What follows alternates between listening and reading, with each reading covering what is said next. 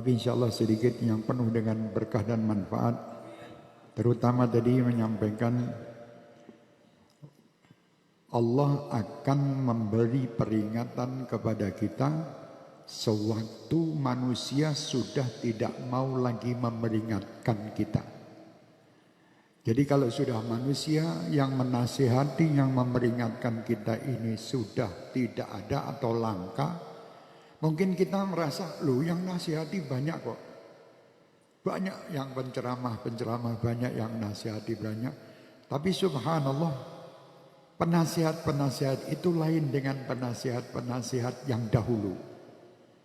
Kalau dahulu mungkin menasihati seseorang itu dia tidak menasihati sebelum dia melakukan dulu.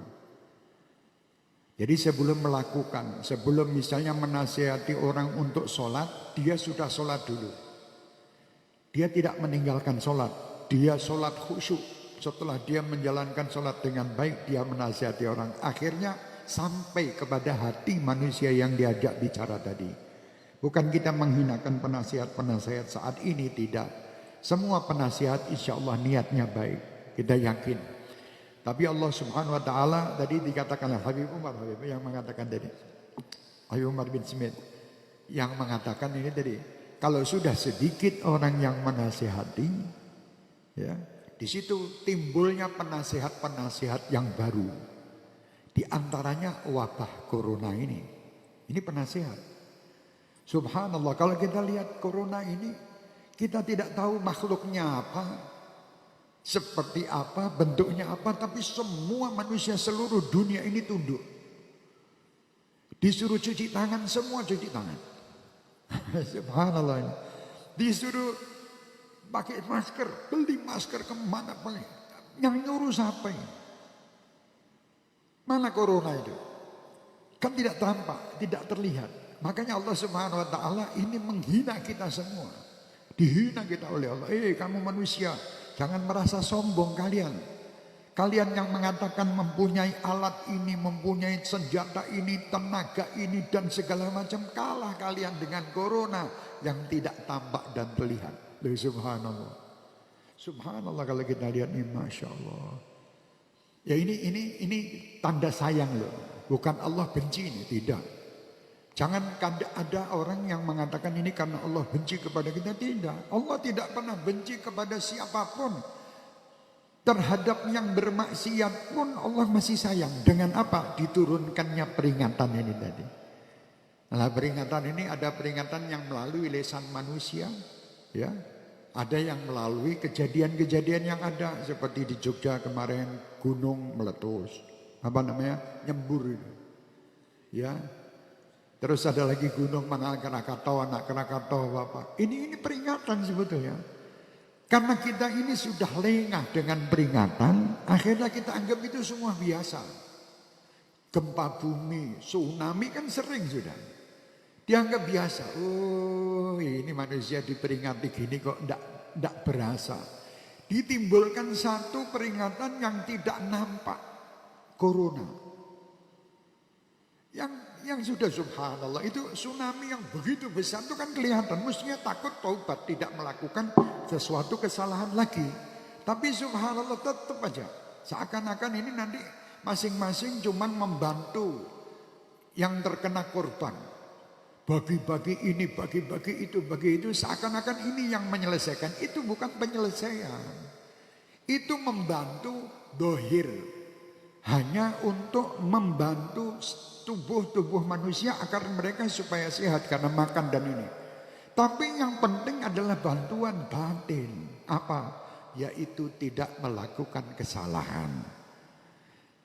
Sewaktu dulu saya pernah di Jogja waktu terjadi erupsi Gunung Merapi itu. Di Meguwo waktu itu. Kami mengatakan bukan ini yang diharapkan waktu itu ada sekian sembako yang dibagikan.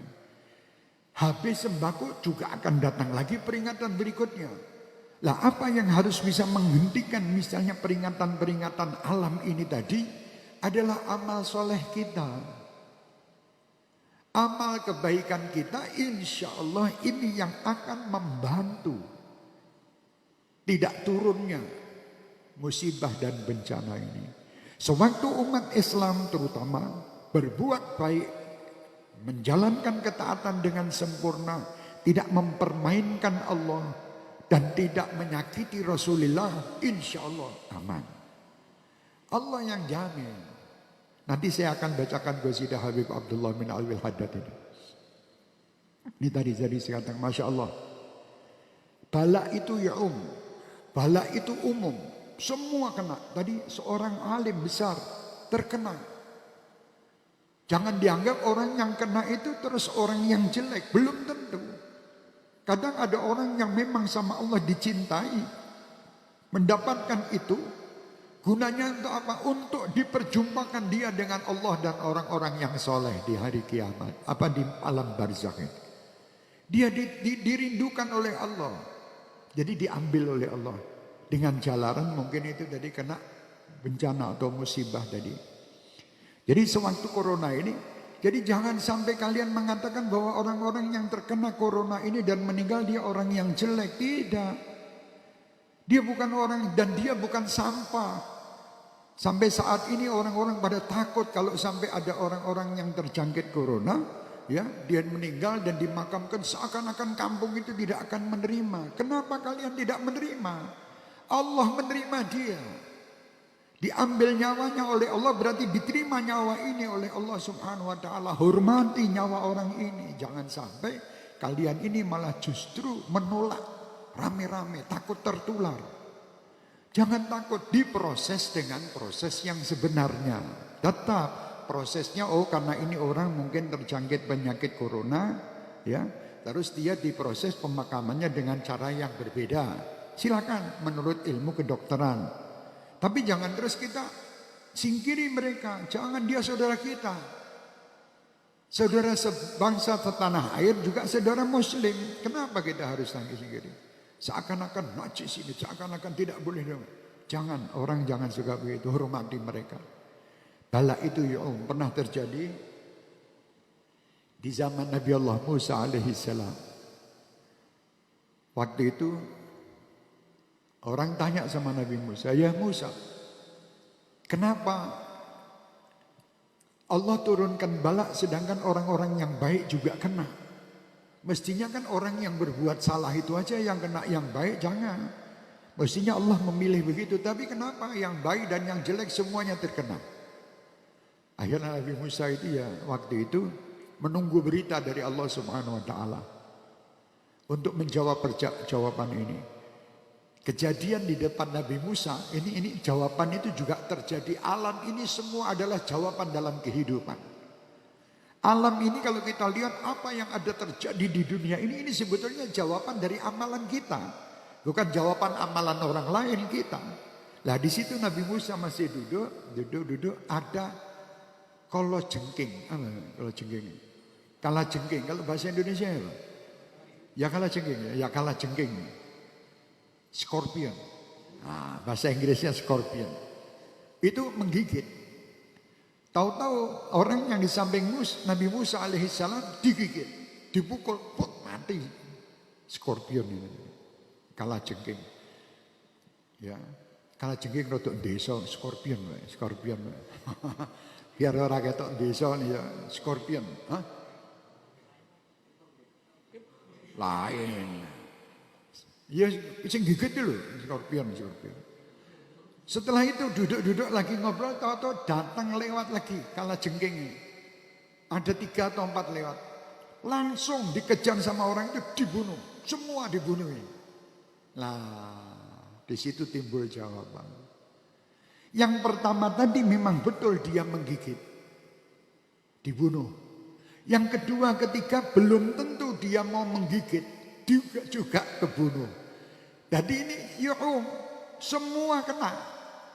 Jadi seandainya kalau jengking di saat itu kelewat 100, ya 100 pateni kabeh. 100 mati semua. Semuanya kena, badan yang 99 belum tentu menggigit. Yang menggigit cuma 1. Yang maksiat mungkin 1 kelompok. Tapi yang Allah turunkan bala semua kena. Apanya di sini itu yang kena corona tok pakai masker kan enggak, se-Indonesia maskeran. Se-Indonesia pakai masker gitu. Harus kita, karena memang aturannya harus begitu gitu loh ya. Bukan kita menghina orang yang masker, ini umum, semua kena. Pak Ustadz terus tidak mau pakai masker, enggak ini. Saya alhamdulillah, saya setiap hari membaca wirid ini, membaca wirid itu. Mana corona dekat sini, kan pelenginya, malah kena. Jangan sombong, jangan sombong. Aturan ya aturan, ada ilmu itu ya dari Allah. Dokter itu memerintahkan ini ya, cuman maksud tadi ya, Habib Ja'far mengatakan jangan berlebihan dalam takut. Tidak usah berlebihan. Takut-takut itu wajar. Sampai tidak bisa tidur. Sampai asam lambung naik. Naik tekan di asam lambung. Tekan gini barang. Bismillah. Anggapan ini satu-satu cerita nanti kamu untuk anak cucu. Tahun 2020. Pas kebetulan bapakmu mau menikah dulu. Pas corona. Jadi ada ceritanya gitu loh, terus paham, enak ceritanya. Jadi alhamdulillah enak ceritanya.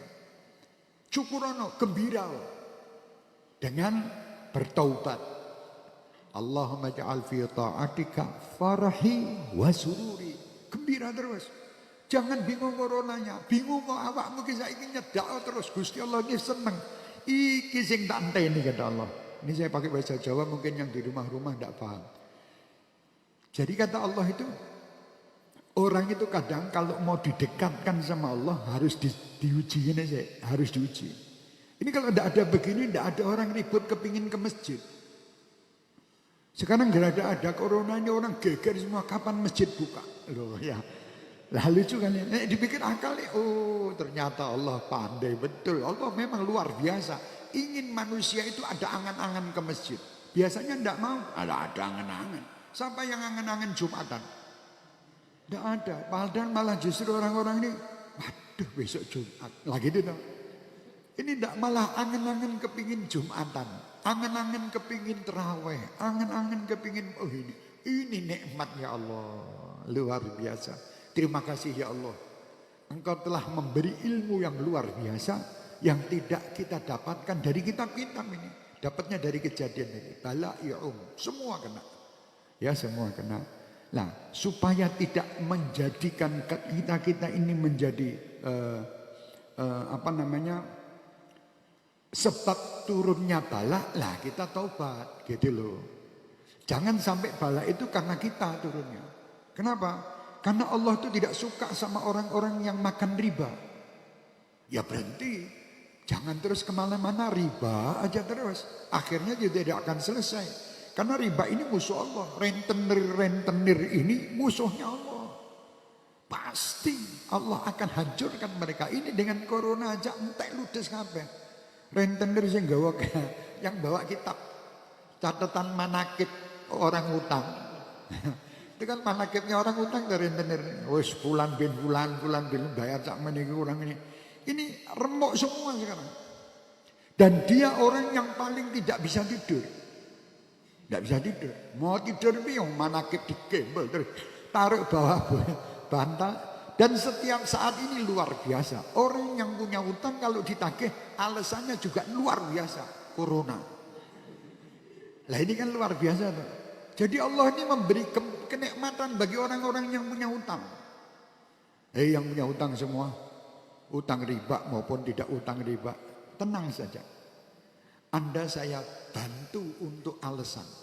Ini saya gue utang-utangnya ben krungu. Bantu untuk punya alasan. Corona. Lah yang nagih ya bingung. Arep ditagih piye corona. Akhirnya serba bingung semua ini. Jadi memang luar biasa. Jadi bagi orang-orang yang punya hutang terima kasih sama Allah dengan corona ini. Jadi Anda mendapatkan alasan untuk tidak membayar hutang karena corona. Tapi kalau tidak bayar tetap tempat Anda termasuk orang-orang yang dengan karenanya. Karena Anda turun pula bala. Karena apa? Itu dolim. Ya itu dolim. Jadi ini nanti saya akan terangkan juga nanti bab dolim nanti. Jadi Habib Ja'far, aku ingin nerangkan bab ini lagi dikira aku nyindir. Biar saya tidak peduli mau nyindir, mau tidak sindir ya karemu. Namanya orang ngomong sekarang kok tidak bisa ngomong. Kalau ngomong ini kesindir situ lah ada apa? Kita tidak niat nyindir sama sekali loh. Wahai pemirsa yang ada di dunia maya, saya tidak menyindir siapapun dan saya cinta kepada kalian semuanya. Kalau kalian ada yang merasa tersindir, berarti kalian adalah pelaku. Ya mudah-mudahan orang yang tersindir lah ngapik-ngapik. Ah Babul Mustafa karo Syekh Hermani di mana tempat tak dongake dadi wong ngapik-ngapik. Sing duwe utang-utang insyaallah lunas kabeh utange berkat corona. Lah ya ora berkat corona, aja alasan gara-gara corona lho. Jangan berkat corona. Ya mudah-mudahan corona nyingkir gek ndang nyambut gawe kabeh, sugih kabeh iso nglunasi utangmu lan utange wong liya. Lho enak lho. Niate iki ngono, ya Allah nek kula sugih kula ajeng lunasi utang-utang kula lan utang-utang tangga kula, utang masyarakat. Kula sugih tenan. Lah nek gon lunasi utangmu tok, utangmu sithik. Utange wong sak jagat berarti kok rezekimu ya akeh. Iki bahasa Jawa kalau ndak bisa tanya yang bisa. Tadi Habib Ja'far menyindir masalah bersih. 1400 tahun yang lalu wis diajari resik top. Nabi yang mengajar kebersihan dan agama yang paling bersih itu agama yang dibawa Nabi Muhammad ini. Nabi Muhammad itu tidak pernah ngajar kotor. Kalau ada personil muslim yang kotor itu menungsone, bukan agama yang mengajar seperti mereka itu. Sekarang kan banyak orang-orang yang mengatakan begini. Itu lihat haji ditutup tuh mungkin gara-gara yang haji itu orang-orang desa-desa yang letek-letek, yang tidak bersih-bersih, itu area mengakibatkan corona, mengakibatkan penyakit. Betul, tapi subhanallah saya cek dan recheck, corona ini datang di tempat yang bersih-bersih dulu. Orang yang gone wong desa-desa sing kemproh-kemproh itu enggak. Malah datangnya di negara-negara contoh kebersihan, di Jepang. Ya kan? Korea, kurang bersih apa? Cina, bersih semua. Tapi kok ada corona? Lah kok ada corona? Bersih menungsone tapi panganane reget. Ya saya tidak menyalahkan mereka, tidak. Cuman saya ini heran. Kok umat Islam sih disalahkan?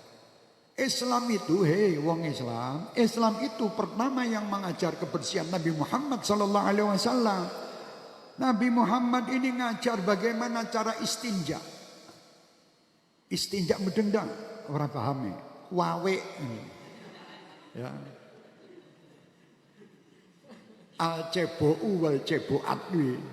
Itu ini diajar sama Rasulullah. Bagaimana cara membersihkan kemaluan kita, bagaimana cara membersihkan badan kita, bagaimana sampai semua yang ada di tubuh ini cara membersihkan diajar oleh Rasulullah. Tidak satu pun pelajaran kebersihan yang tidak diajarkan Rasulullah untuk umatnya. Lah kalau ada umatnya yang kemproh, ya umat itu yang orang beres manusianya itu, bukan agamanya. Kalau Islam super bersih. Oh, Nabi Muhammad tidak pernah ada kotorannya kok. Bersih. Maaf ketiak pun juga suruh bersihkan. Kan ini Rasulullah yang ajar. Setiap mau makan suruh cuci tangan. Habis makan cuci tangan. Lalu itu Rasulullah tiap waktu wudhu. Hampir tidak pernah tertinggal wudhu. Batal wudhu lagi terus bersih. Mandi sehari 2 kali kita mandi. Ini kan bersih. Lah kalau ada orang yang kemproh-kemproh. Pagi bangun tidur tidak mandi. Mandinya cuma raup ke kantor. Pakai dasi. Minyak wangi semprot. Ini orang kemproh. Walaupun kelihatannya orangnya resik. Gayanya ngomong resik. Bukan resik piye. Bersih Islam. Islam mau masuk ke kamar mandi diatur, keluar kamar mandi diatur, mau tidur diatur. Subhanallah, luar biasa Islam. Bersih dohir dan bersih batin. Di samping dohirnya dibersihkan, batinnya ini loh sing pokok. Nek wes batin kalian, kalau sudah batin kalian bersih, pasti dohir kalian akan bersih. Orang kalau di dalam hatinya tidak ada iri, tidak ada dengki, tidak ada rakus, tidak ada dolim, ini insya Allah hidupnya nikmat. Nah sekarang enggak kok. Bersih dohirnya ada tapi batinnya Masya Allah. Kelihatannya tuh bersih setilnya tapi korupsi. Lagi kan batinnya jelek dah. Kelihatannya zahirnya bagus ini tapi menghancurkan saudara muslim yang lain atau saudara sebangsa. Ini tidak baik. Saling iri, dengki dan sebagainya ini tidak boleh. Ya. Yaitu tadi menurut Habib Ja'far, bersihkan zahir kita dan bersihkan batin kita. Kalau mau mandi niatkan, ya Allah saya membersihkan batin sambil gosok-gosok, membersihkan zahir saya dan saya mohon ya Allah bersihkan batin saya. Ngomong yang jero hati. Di dalam hati kita bicara, ya Allah, saya punya penyakit batin ini. Iri, dengki itu pasti manusia punya sifat itu. Bersihkan ya Allah sebagaimana air yang membersihkan tubuh saya. Itu ganjaran dan itu doa. Boleh bukan tidak boleh. Ya. Jadi saya mohon sekali lagi, ayo. Bala ini memang semua orang kena.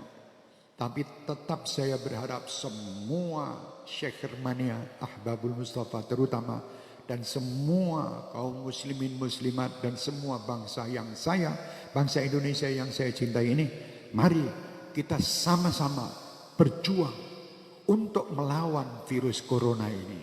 Dengan apa? Dengan mendekatkan diri kepada Allah. Dekat kepada Allah. Saya wasiatkan kepada diri saya dan semuanya untuk bertakwa kepada Allah. Dengan makna menjalankan perintah dan menjauhi larangan, serta mengikuti sunnah Rasul Muhammad sallallahu alaihi wasallam.